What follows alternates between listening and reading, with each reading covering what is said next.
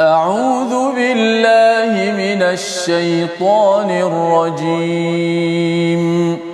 بسم الله الرحمن الرحيم. الحمد لله رب العالمين.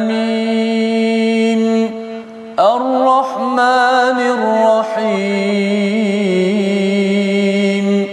مالك يوم الدين.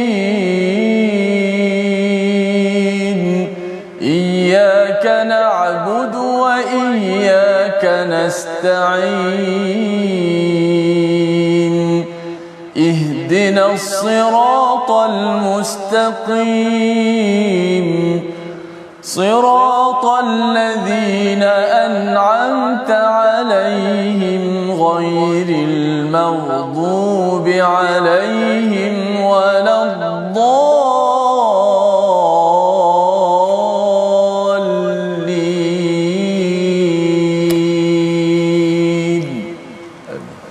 Assalamualaikum warahmatullahi wabarakatuh. Alhamdulillah wassalatu wassalamu ala Rasulillah wa ala alihi wa man wala syada la ilaha illallah syadana Muhammadan abduhu wa rasuluhu. Allahumma salli ala sayidina Muhammad wa ala alihi wa sahbihi ajma'in. Amma ba'du. Apa khabar tuan-tuan dan puan yang dirahmati Allah sekalian? Kita bertemu dalam My Quran Time baca faham amal pada hari ini.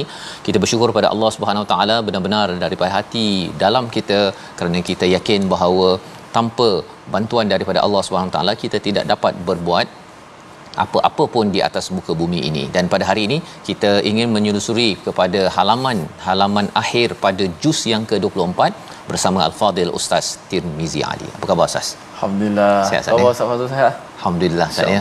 Kita dah di hujung juz yang ke-24 ya, dan kita dah nak masuk juz 25 lah Ustaz ya.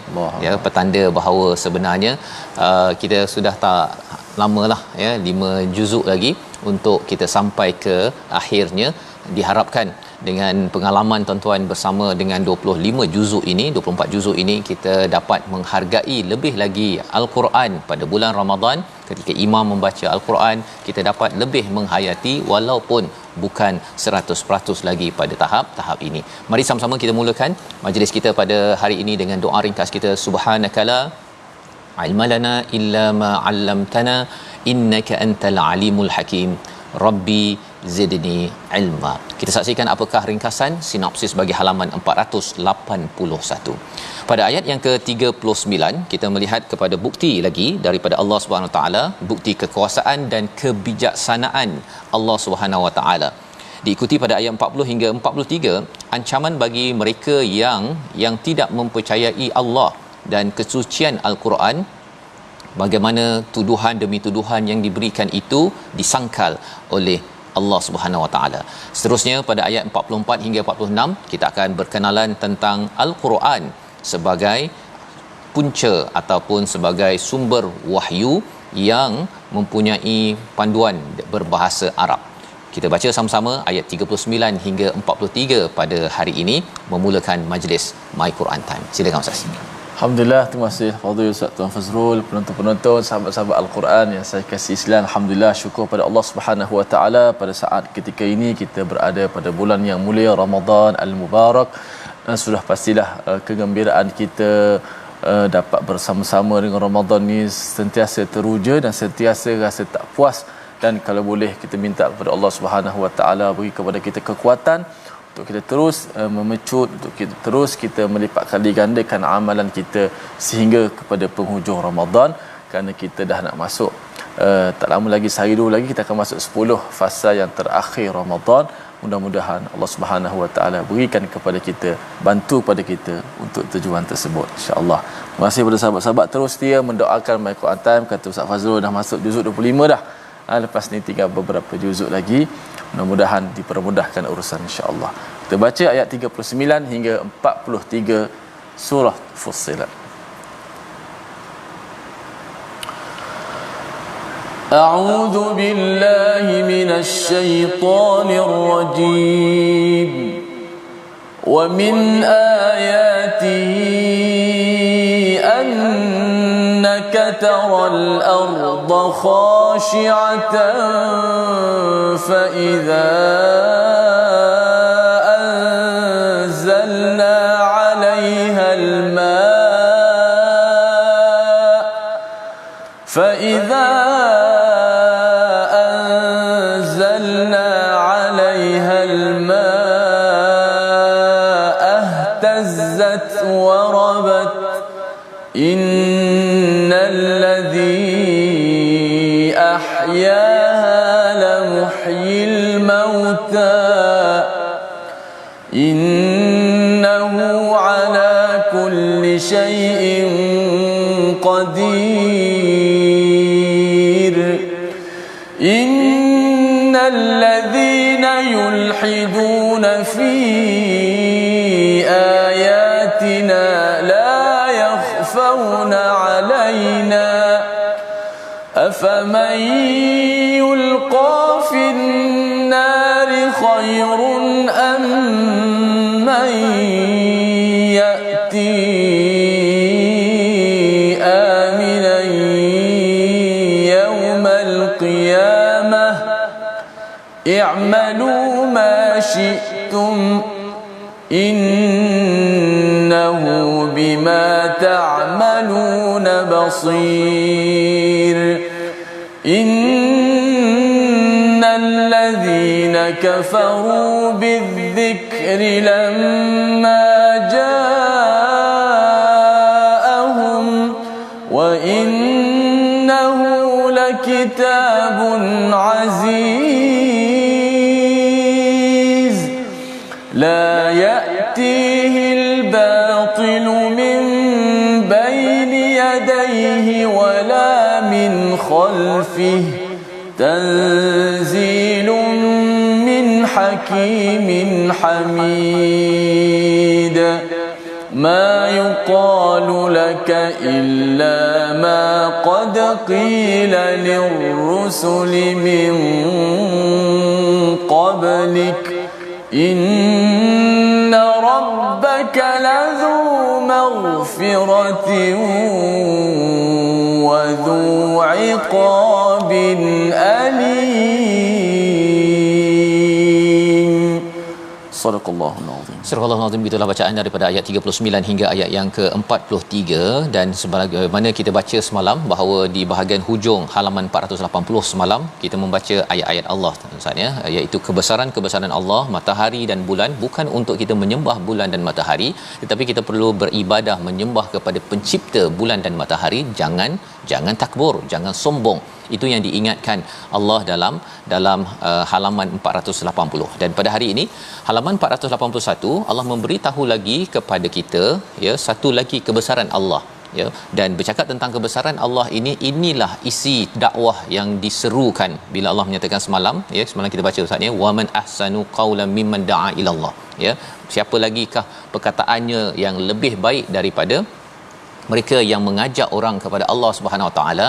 Jadi Allah beritahu akhlaknya jangan kena merendah diri, jangan rasakan bahawa kita ni pentadabbur yang bercakap kitalah yang lebih baik daripada orang lain, ataupun kita melekeh-lekehkan kepada orang yang sedang mendengar, ya. Itu bukan kaedahnya, di mana sebenarnya kita sama-sama mengambil zikr, peringatan daripada Al-Quran. Apa yang saya cakap sebenarnya peringatan itu bukan hanya untuk tuan-tuan tetapi untuk diri saya, dan ini yang diajarkan dalam halaman 480. Jadi kita menyambung apakah isi dakwah lagi. Wa min ayatihi annaka taral ard, ya, iaitu salah satu kebesaran Allah, kamu melihat bumi itu khasyiah. Apa maksud khasyiah? Tandus, gersang, ya, tidak ada tanaman langsung. Kemudian fa iza anzalna 'alaihal ma, apabila turun hujan, ya, air hujan, ihtazzat warabat, dia bergerak, ya. Maksudnya kalau kita lihat dalam sains Ustaz, ya, bila air datang itu sebenarnya ada mineral yang dibawakan dan ia pergi kepada biji benih ataupun tumbuhan yang tak hidup lagi, akhirnya ia akan mula berputik dan akhirnya akan membesar menjadi satu tanaman. Warabat itu maksudnya ialah dia membesar. Baik. Innalladzi ahyaha lamuhyil mauta, iaitu sesungguhnya ia bergerak, Allah lah yang menghidupkan bumi dan pasti dapat menghidupkan yang mati. Sesungguhnya dialah yang maha berkuasa. Daripada fenomena itu, daripada apa yang berlaku, tanah tandus, tidak ada apa-apa, tetapi bila diletakkan biji benih, ataupun kadang-kadang tak ada biji benih pun Ustaz ya. Ada yang binatang makan buah dia terus saja baling je biji benih, ataupun kadang-kadang tak ada biji benih, tumbuh juga tumbuhan di kawasan yang tandus itu. Maka itu adalah cara bagaimana kita mengambil pelajaran. Kita ajak kepada orang-orang yang kita dakwahkan, kata bahawa tanah tandus pun boleh tumbuh tanaman daripada air yang turun daripada langit. Sesungguhnya Allah yang sama boleh menghidupkan yang mati. Satu, di dunia ini daripada langit turunnya wahyu yang akan menghidupkan hati-hati yang mati. Jadi kalau kita rasakan bahawa orang itu degil, ada kawan kita yang tak boleh makan saman, macam-macam lah perangai dia, Quran datang daripada langit ini, ia boleh menghidupkan hati yang mati. Dan lebih daripada itu, bila sampai di akhirat nanti, kita akan yakin bahawa mudah bagi Allah untuk menghidupkan balik kita yang mati, yang diletakkan, yang berada dalam kubur. Innahu ala kulli syai'in qadir. Allah menyatakan sesungguhnya pada setiap syai', pada setiap sesuatu itu Allah amat-amat berkuasa untuk menghidupkan hati orang-orang di dunia ini dengan Al-Quran, dan berkuasa untuk menghidupkan orang yang mati bila sampai di akhirat nanti. Jadi pelajaran daripada sini ialah apa? Bagi kita tuan-tuan, kita selalu akan menaruh kepercayaan yang besar kepada Allah dengan kita mendekati Al-Quran. Kita bekalkan, kita kempenkan My Quran Time, kita share Ustaz ya, beritahu kepada kawan, catat nota, dan kita share dengan ahli keluarga dalam WhatsApp grup kumpulan keluarga masing-masing. Semua itu adalah doa harapan kita, usaha kita untuk menjadi da'a ilallah ya, yang menyeru kepada Allah, dan Allah memuji siapa lagi yang lebih baik perkataan yang dia cakap, yang dia tulis dalam WhatsApp, di Facebook ataupun di mana sahaja ya. Malah bila hari raya nanti pun tetap juga nak membawakan rakan ahli keluarga kita ke arah kebaikan. Ayat yang ke-40 Allah menyatakan pula satu kumpulan lain. Satu kumpulan tadi maksudnya yang menghargai, melaksanakan dakwah, mengajak orang ke arah kebaikan. Tetapi satu lagi kumpulan adalah kumpulan yang yulhidun. Innalladzina yulhiduna fi ayatina, iaitu mereka yang menyimpang. Yulhidun ini daripada perkataan lahad Ustaz ya. Ya, kalau kita masuk dalam liang lahat tu, dia tanah, lepas tu dia ada ke tepi tu kan, baru dimasukkan jenazah. Maka bila istilahnya yulhidun di sini adalah orang yang sepatutnya lurus berinteraksi dengan ayat-ayat Allah, tetapi dia membengkokkannya, dia menyimpangkannya. Kerana apa? Kerana dia cuba untuk sombong dan dia cuba untuk menyembunyikan sesuatu. Tetapi Allah menyatakan apa? La yakhfauna alaina. Ya, orang-orang yang menyimpang daripada ayat-ayat kami, mereka tidak boleh menyembunyikan mana-mana pun daripada amalan mereka. Mereka akan diberi apa? Afaman yulqa finnari khairun amman yati aminan yaumal qiyamah. Allah kata mereka yang nak sembunyikan ini, sembunyikan keburukan yang mereka buat itu, apakah sama dengan mereka yang ataupun yang diberikan neraka berbanding dengan mereka yang diberikan keamanan, bukan keimanan, keamanan pada hari kiamat. Adakah sama? Sudah tentunya tak sama. Orang yang ada rumah, tak ada rumah pun dah tak sama, apatah lagi kalau kita bercakap tentang rumah yang bagus, aman, ya, sentosa, berbanding dengan api neraka yang penuh dengan kepanasan dan kedahsyatan. Jadi di situ disambung lagi, i'malu ma syi'tum, iaitu buatlah apa yang kamu suka kerana balasannya sudah jelas. Innahu bima ta'maluna basir, sesungguhnya Allah itu amat melihat kepada apa yang kamu buat. Apa yang kita buat tuan-tuan, kita membaca Al-Quran, kita bercakap perkara yang baik, Allah nampak.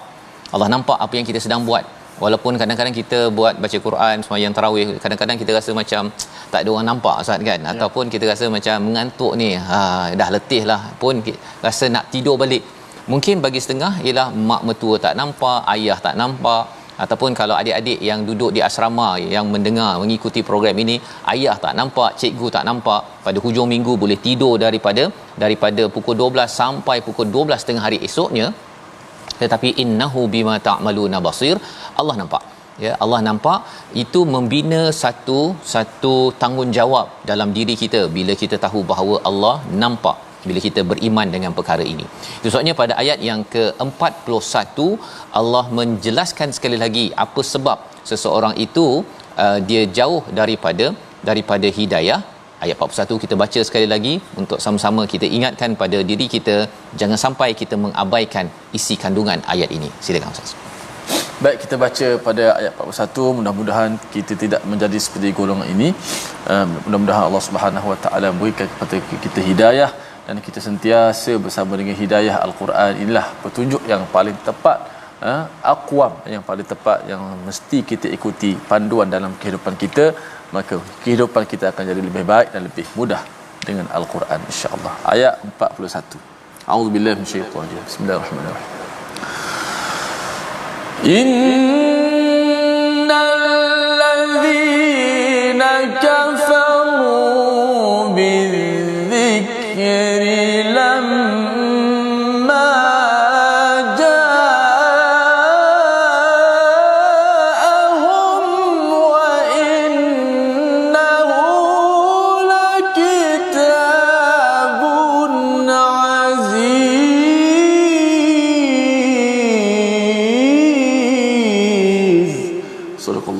Surah Al-Azim ayat ke-41 ini, sesungguhnya orang-orang yang mengingkari Al-Quran ketika itu disampaikan kepada mereka, mereka pasti akan celaka, dan sesungguhnya Al-Quran itu adalah kitab yang mulia. Kalau kita baca terjemahan ini macam tergantung Ustaz ya. Tergantung, terutama bahagian pertama tu, innal ladzina kafaru bidzikri lamma ja'ahum. Sesungguhnya orang yang kafir itu dengan Al-Quran ketika ia datang. Itu saja ayat dia. Ya, di hujung itu, dan sesungguhnya Quran itu adalah kitab yang amat-amat mulia. Jadi apa maksud di sebalik ayat yang awal tadi itu, ayat 41, iaitu Allah menempelak dan Allah menyatakan satu perkara kemurkaan kepada orang-orang yang kafir. Dia macam seorang ayah lah Ustaz ya, kalau dia marah pada anak dia tu, dia Allah memang marah, kamu kena belajar betul-betul. Sampai situ aja. Kan? Sambil cakap dan sambil begitu, itu aja. Dia macam ayat tergantung tapi tak boleh nak sambung lagi tu memang kena macam-macam lah si anak tersebut, mungkin dia buat perangai dan dimarahi oleh si ayah. Walillahi mathalul a'la, ya, bagi Allah Subhanahu Wa Taala, orang yang kafir bila mereka itu diberikan az-zikr, itu adalah nama lain bagi Al-Quran. Mengapa dinamakan az-zikr? Iaitu peringatan. Peringatan ini kerana apa? Kerana kita ini semua di alam roh, dalam surah Al-A'raf kita sudah pun belajar bahawa semua roh ini sudah pun mengakui syahadah kepada Allah sebagai Tuhan, dan kita sudah tahu tetapi kita terlupa. Maka bila sampai di alam dunia ini, Allah memberi kepada kita az-zikr, iaitu peringatan untuk ingat balik apa yang pernah kita bersyahadah, yang pernah kita bersumpah pada Allah Subhanahu Wa Taala. Jadi orang-orang kafir adalah orang-orang yang bila datang kepada mereka zikir ini lebih kurang begitu. Maksudnya apa? Mereka ini tidak menghargai, mereka tidak tahu bahawa sebenarnya az-zikr ini adalah untuk membawa mereka menjadi mulia. Kerana apa? Di hujung itu Allah beritahu wa innahu lakitabun aziz, dan sesungguhnya benar-benar kitab Al-Quran itu adalah yang amat mulia, yang penuh dengan aziz ataupun izzah. Siapa yang bersama dengan Al-Quran, dia akan dimuliakan. Ya, seperti mana kita tahu Nabi Muhammad sallallahu alaihi wasallam, Jibril ketua malaikat kerana Al-Quran. Kita tahu bulan Ramadan kerana Al-Quran, malam Al-Qadar juga kerana turunnya Al-Quran. Jadi bila kita bersama Al-Quran, kita akan dimuliakan. Malah kita tak perlu pun untuk melindungi Quran. Sebenarnya Quran yang melindungi kita Ustaz ya. Bila kita baca, Quran akan melindungi kita daripada idea-idea songsang, daripada stres yang melampau, daripada pelbagai masalah, kerana kitab ini Allah kata aziz, ya, iaitu amat-amat mulia, amat-amat ada izzah daripada Allah Subhanahu Wa Taala. Dan ayat yang ke-42 itu Allah menyatakan dengan Al-Quran ini apa yang berlaku tidak akan didatangi oleh kebatilan, baik daripada depan maupun daripada belakang. Maksudnya masa lepas, akan datang bila kita dah bersama dengan Al-Quran ini, tidak akan kita ini dimasuki oleh kebatilan, ya. Yang batil itu bila seseorang tu tak baca Quran Ustaz, ataupun dia baca Quran, dia baca 1-2 ayat, lepas tu dia kata sebenarnya Rasul dalam ayat ini sayalah tu, begitu kan, pasal dia tak baca keseluruhan.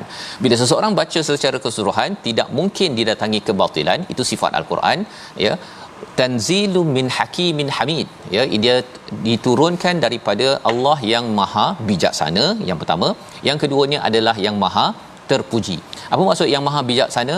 Kerana apa sahaja kandungannya itu menyebabkan kita akan jadi lebih bijaksana.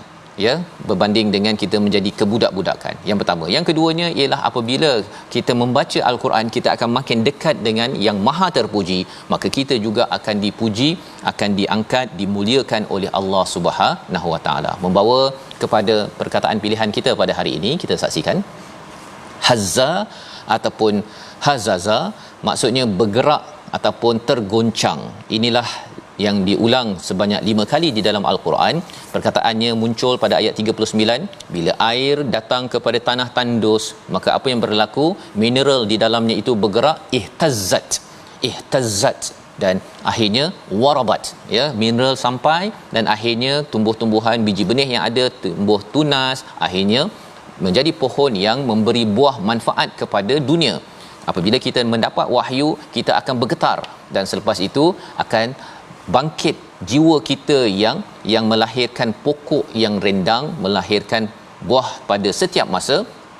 Akhirnya kita akan sentiasa memberi manfaat, memberi nasihat, meneduhkan orang-orang yang sentiasa bersama al-Quran. Itulah kesan al-Quran, dan kita akan lihat lagi sebentar lagi. Kita rehat My Quran Time, baca faham amal, insya-Allah.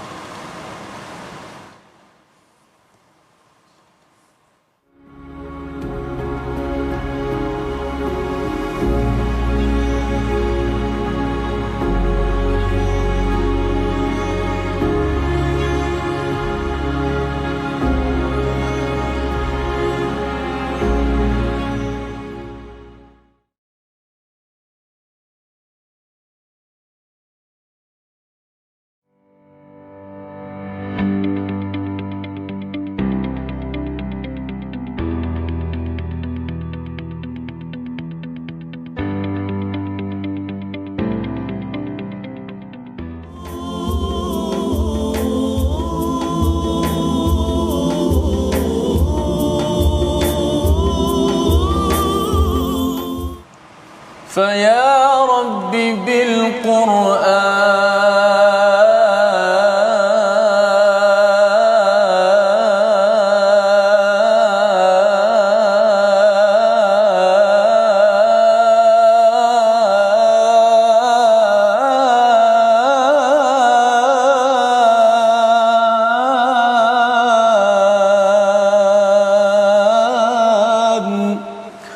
اشرح صدورنا وحقق لنا بالذكر نصرا مؤيدا دعوتك يا رحمن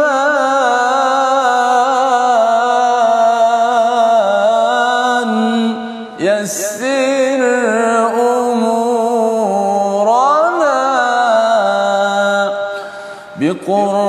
بقرآنك المحفوظ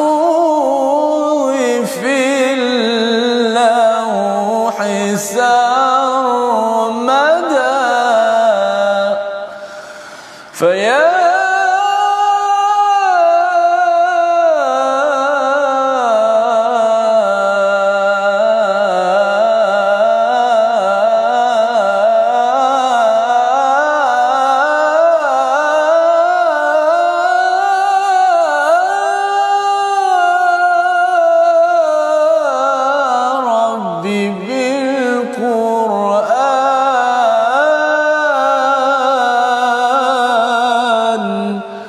Ishrah sudurana. Wahai Tuhan kami, dengan Al-Quran maka terangkanlah hati kami, dan jadikanlah Al-Quran itu sebagai pertolongan yang hebat buat kami. Wahai Tuhan, kami menyeru kepadamu, wahai Ar-Rahman, permudahkanlah segala urusan kami, dan Quran dengan Quranmu yang terpelihara di Lauh Mahfuz. Ini sebahagian daripada bait-bait qasidah berkaitan dengan Al-Quran. Bila kita berada pada bulan Ramadan, dia juga dikenali sebagai Syahrul Quran, bulan yang Al-Quran, bulan yang sangat dekat dengan Al-Quran. Ramadan, Al-Quran tidak boleh dipisahkan. Alhamdulillah sahabat-sahabat sekalian, jom kita nak belajar sedikit tajwid sebelum kita nak meneruskan lagi halaman ke 481. ma yuqalu laka illa ma qad qila lirrusuli min qablik. Sempurnakan huruf qaf yang terdapat dalam ayat ini. Ada beberapa huruf qaf dalam ayat ini ya. Ma yuqalu, qaf yang baris di atas, illa ma qad qila. Qad qila ada 3 lagi, kemudian ada 4 di hujung. Huruf qaf ni huruf yang kita maklum sifat dia tebal ataupun isti'la. Yuqalu illa ma qad, okey, min qablik. Adapun qaf yang berbaris di bawah ada satu tu, illa ma qad qila. Qad qila, qaf yang berbaris di bawah dia punya ketebalan tu dikurang sedikit, dia terkesan dengan baris bawah. Dia tak boleh kita baca qad qila, tak perlu sampai qad qila. Sebab apa baca qila? Sebab qaf tebal, ta tebal kan, ta ti kita baca. Adapun qaf tidak, qa qi, cukup sekadar itu, qa qi. Illa ma qad qila lirrusuli min qablik. Huruf qaf yang di baris atas, baris depan qa qu. Adapun baris bawah dia punya ketebalan tu jadi kurang sikit, dia terkesan dengan baris bawah. Tapi bukan kata jadi nipis, tidak. Dia kurang sedikit ketebalan dia. Qa qi, cukup begitu. Qi. Jangan baca qi wa idza qila, bukan. Mustaqim, bukan begitu. Dalam surah Al-Fatihah kan, mustaqim, cukup sekadar itu saja. Jangan kita terlalu melampau mustaqim ataupun kita nipis jadi macam kaf pula, mustaqim atau kaf pula. Tengah-tengah lah di antara kedua-duanya, mustaqim. Begitu pada huruf qaf. Barakallahu fikum. Saya ucapkan pada Ustaz Tirmizi untuk sama-sama kita mengulang kaji huruf qaf Ustaz ya. Huruf qaf ini penting untuk kita gunakan pada surah Fatihah kan. Ada, kalau tidak nanti dia akan silap jadi mustaqim ya, dan juga pada kaf jadi qaf pun ada juga kan, pasal nak lebih Arabnya, lebih daripada Arab, tapi supaya ia perlukan pada ilmu yang benar. Dan bercakap tentang bahasa Arab ni, kita akan baca pada ayat yang ke-44 nanti Ustaz ya. Quran dalam bahasa Arab ada manfaat yang besar yang kita akan baca. Namun sebelum itu ayat 43 kita beri perhatian, ma yuqalu laka illa ma qad qila lirrusul min qablik ya. Apa sahaja yang mereka nyatakan itu sebenarnya pernah dinyatakan kepada rasul-rasul sebelum ini. Apa maksud yang dinyatakan itu? Kutukan mereka, mereka menipu, mereka menghina kepada Nabi, sebenarnya pernah berlaku kepada rasul-rasul sebelum ini.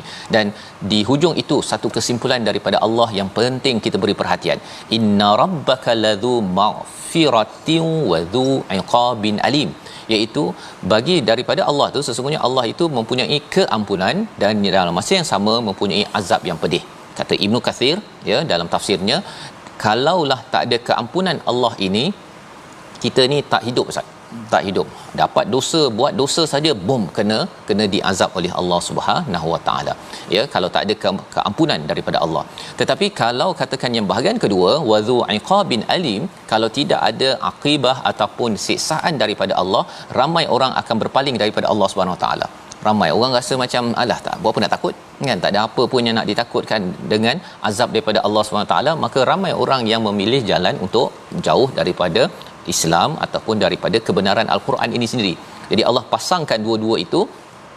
Maghfirah kita harapkan, dalam masa yang sama kita jangan memperkecilkan akibah ataupun ukubah siksaan daripada Allah SWT, agar kita ada harapan raja, dalam masa yang sama kita ada khauf, kita ada rasa takut kepada Allah Subhanahu Wa Taala. Itulah dua sayap yang penting dalam meneruskan kehidupan.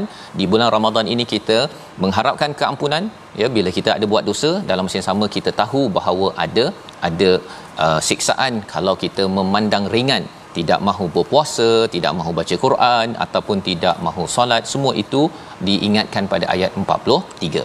Jadi itu adalah komentar orang-orang kufur kafir kepada pembawa risalah kepada Nabi sallallahu alaihi wasallam. Apakah risalah yang dibawa oleh Nabi? Sudah tentunya Quran dalam bahasa Arab. Kita baca ayat 44 hingga ayat 46. Silakan Ustaz. Baik, alhamdulillah kita sambung bacaan pada bahagian kedua, muka surat 481. dengan Taranum Sikah ayat 44 hingga 46. Oh, sebelum tu ada sedikit perkataan yang jarang kita baca, itu bacaan tashil. Bacaan tashil pada ayat 44, walau ja'alnahu qur'anan a'jamiyyan laqalu laula fussilat ayatuh. Minta penerbit kita sharekan ayat ni, ayat yang 44 itu ada perkataan yang gharib sikit ataupun bacaan yang jarang kita ketemui. Bulat-bulat yang penuh tu Ustaz ya. Dekat tu ya. Betul. Ada tanda bulat dekat atas hamzah yang kedua. Itu asalnya adalah hamzah yang kedua. Asalnya a'jamiyun. Okey. Barakallahu fi a'jamiyun. Yang ada bulat tu di atas alif tu, itu adalah hamzah kedua asalnya. Tetapi ditukarkan, letak tanda bulat nuktah di situ, saudak yang hitam, menandakan itu adalah hamzah kedua dibaca dengan tashil. Tashil ni bacaan antara hamzah dan huruf mad. Kita tak baca jelaskan hamzah kedua tu, kita baca a'jamiyun. Ditekankan hamzah kedua tapi sebagai tashil. Tidak disebut hamzah secara tahqiq. A'jamiyun. Bukannya bukan. Siapa sebut a'jamiyun? Sekali lagi. Ayuh. Hamzah tu tetap ditekan, tapi ditekan sebagai tashil. Mudah cara. Sebab nak sebut tu mungkin payah. Sebab apa? Ada 3 huruf kerongkong kat situ. Lepas tu ain nak masuk dalam ain pula. 3 huruf kerongkong, jadi payah juga nak sebut tu. Kalau kita baca anzartahum lebih mudah, 2 hamzah lepas tu nun.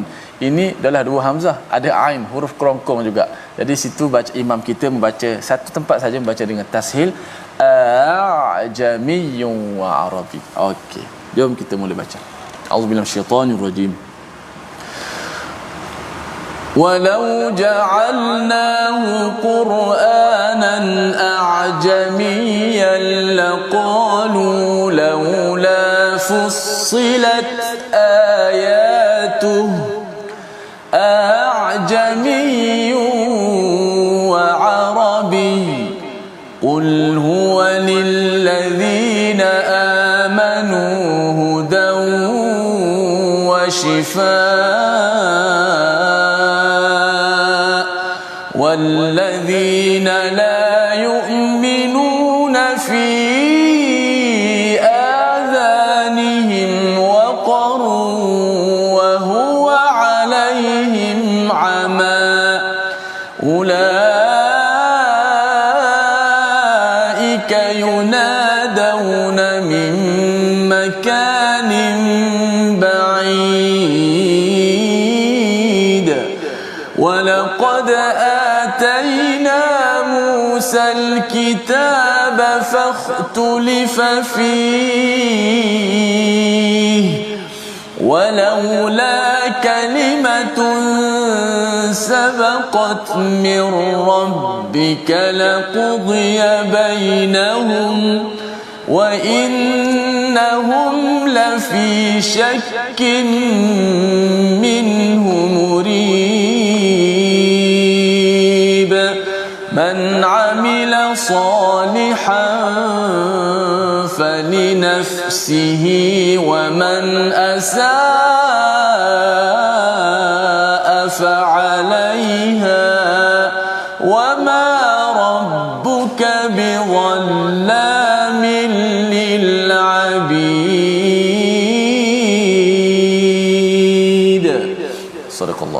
Surah Nazim, gitulah bacaan daripada ayat yang ke-44 hingga 46 untuk sama-sama kita melihat kepada apakah risalah ya. Kita bercakap tentang dakwah ya, wa man ahsana mimman da'a ila Allah.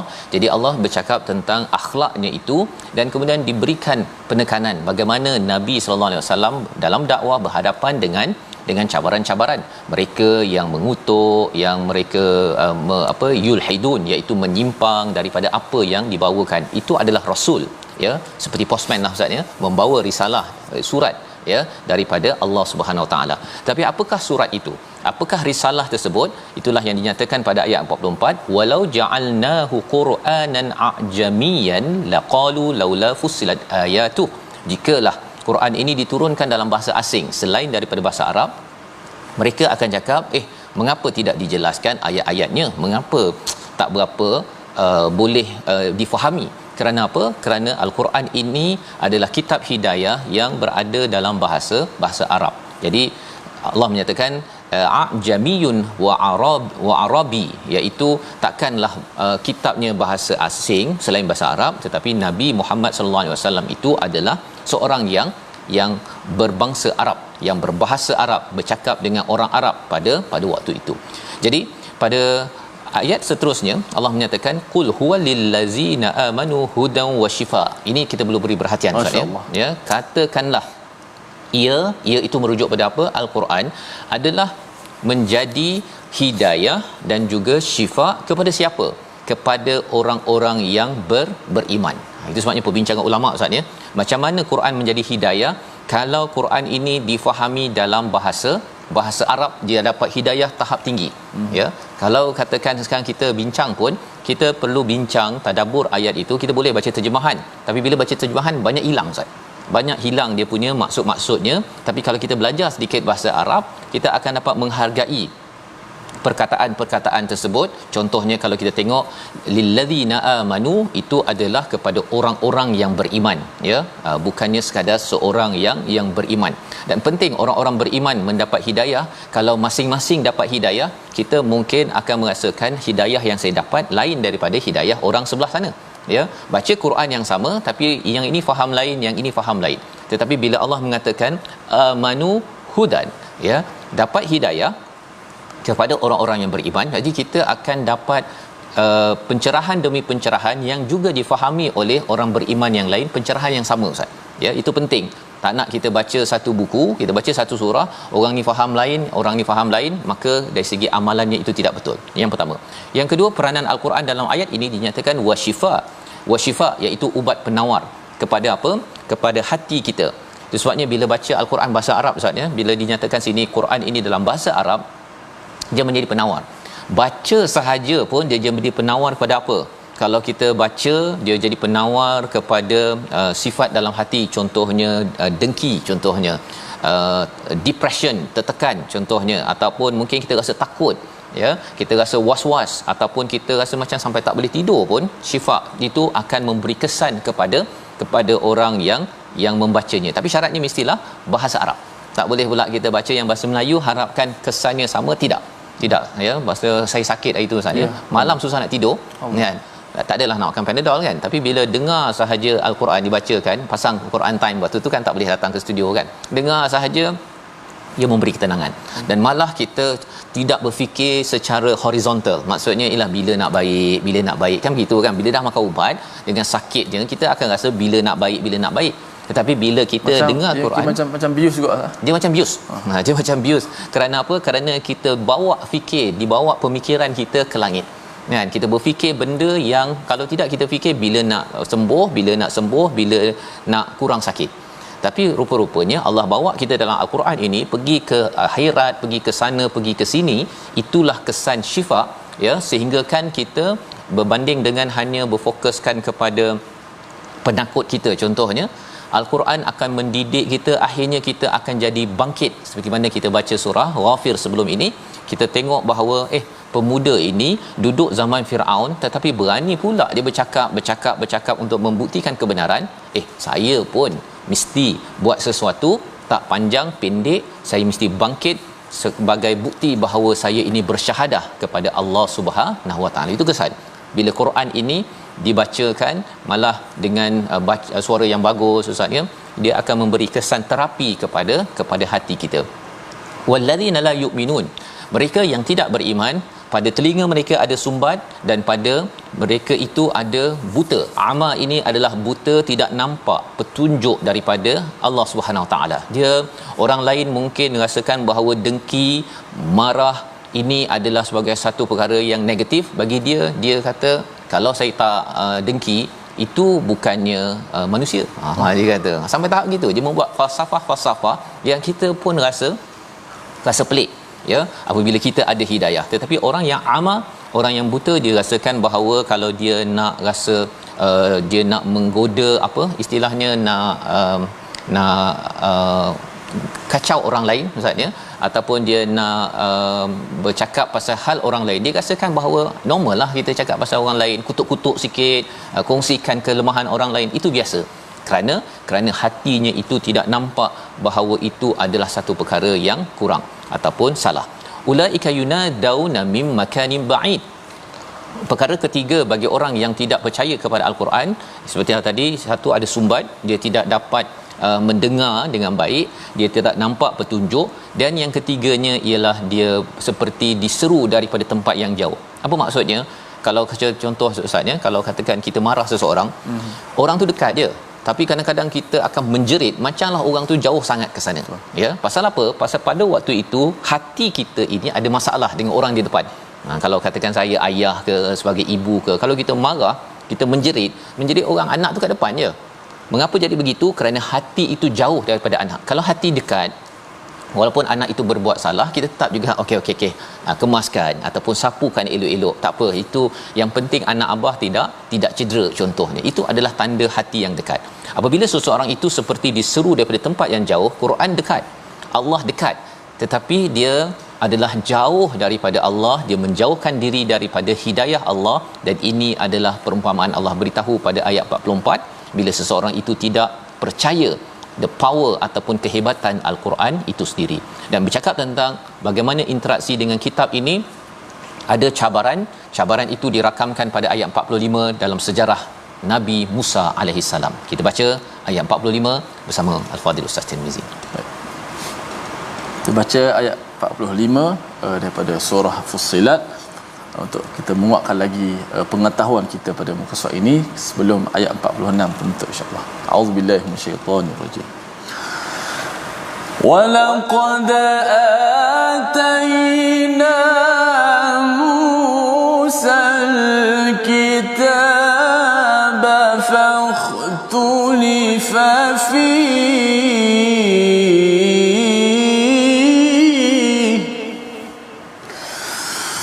ولولا كلمة سبقت من ربك لقضي بينهم وإنهم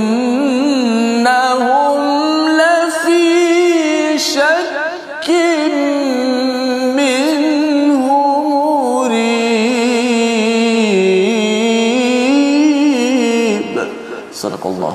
Surah Al-Azim. Allah memberikan kepada Nabi Musa itu Alkitab, ya, Alkitab iaitu Taurat, tetapi apa yang berlaku pada kaumnya iaitu mereka berselisih pada apa? Kerana isu hati, dan mereka mengutamakan selain daripada panduan daripada Taurat itu sendiri. Mereka gunakan hati mereka untuk bertelagah, dan Allah menyatakan kalau bukanlah Allah menangguhkan kalimatun sabaqat min rabbik, ketentuan Allah, maka memang hancur Bani Israel, kaum yang beriman pada zaman Nabi Musa, kerana bertelingkah, berbeza pendapat, tidak menjadikan Alkitab itu sebagai sumber rujukan. Wa innahum lafi syakkim minhu murib. Kerana apa? Dalam diri mereka ada ragu, Ustaz. Ragu, dan bila ragu, dia murib, dia akan menyebabkan orang lain ragu juga. Dia kata, alah, tak adalah jawapan dalam Quran tu, kita pakai je pendapat kita, apa sebagainya. Mereka saling mempengaruhi antara satu sama lain, dan itu adalah tragedi pada zaman Nabi Musa, boleh juga berlaku pada zaman ini. Yang kita doakan pada Allah Subhanahu Wa Taala agar kita ini sentiasa, ya, mendalami Quran, mendekati Quran, kesannya kita beramal soleh dalam ayat 46 kerana manfaatnya untuk kita. Tetapi kalau buat keburukan, kesannya juga atas kita, dan Allah tidak pernah menzalimi. Allah bagi panduan untuk kita sama-sama berjaya terus sampai ke syurga. Membawa kepada resolusi kita pada hari ini. Yang pertama, jangan menyeleweng ayat-ayat Allah dan mentakwilnya secara batil. Yang kedua, Al-Quran itu ubat dan penyembuh, maka kita manfaatkannya setiap hari dan terus berusaha melakukan amal kebaikan. Kita berdoa, Ustaz. Bismillahirrahmanirrahim. Alhamdulillahirabbil alamin, wassalatu wassalamu ala asyrafil anbiya'i wal mursalin wa ala alihi wa sahbihi ajma'in. Allahumma arhamna bil Qur'an waj'alhu lana imaman wa nuran wa hudan wa rahmah. اللهم ذكرنا منه ما نسينا وعلمنا منه ما جهلنا وارزقنا تلاوته آناء الليل وأطراف النهار واجعله لنا حجة يا رب العالمين وصلى الله على سيدنا محمد وعلى آله وصحبه وسلم والحمد لله رب العالمين. Amin amin ya rabbal alamin. Moga-moga Allah mengabulkan doa kita pada hari ini Ustaznya, dan tuan-tuan jangan lupa untuk bersama tabung gerakan Al-Quran untuk kita menyumbang ya, membanyakkan amal kita, amal soleh seperti mana ayat 46 sebentar tadi. Moga-moga ia menjadi satu usaha tanda kita ini memperjuangkan Quran bahasa Arab yang kita baca. Dan lebih daripada itu, jangan lupa World Quran Hour yang akan berlangsung pada 26 April ya, 24 Ramadan nanti, minggu depan hari Selasa pada jam 12 hari. Waktu itu tidak ada page baru, tapi kita akan berkenalan dengan surah Sajdah sekali lagi, dan kita pastikan ajak kawan kita ramai-ramai menonton pada jam 12 hari 26 April Ustaz ya. Insya-Allah Ustaz Tarmizi ada, Ustaz Tirmizi ada ya, dengan kori-kori lain, dan insya-Allah kita bersama insya-Allah terus besok kita bersama My Quran Time, baca faham amal insya-Allah. Insya-Allah. Betul.